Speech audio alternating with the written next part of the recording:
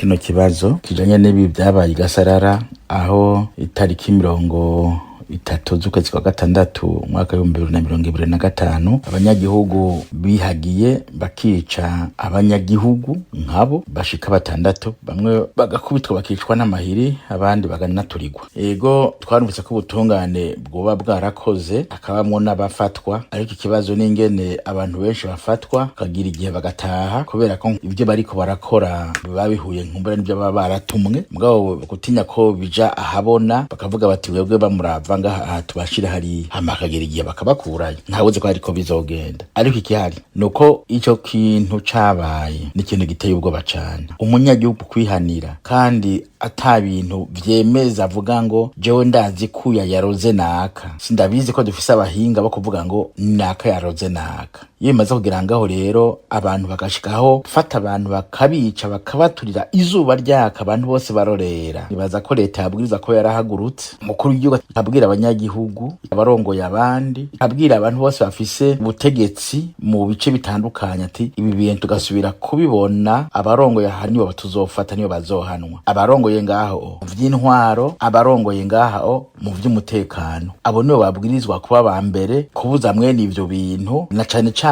kwama bigisha abanyagihugu ko kizira kwihanira. Kona rero leta umukuru w'igihugu atarahaguruka ngo avuga ati ibintu ntibigasubire, bisa no gufata mu mugongo mwene abantu baba bagize ivyo.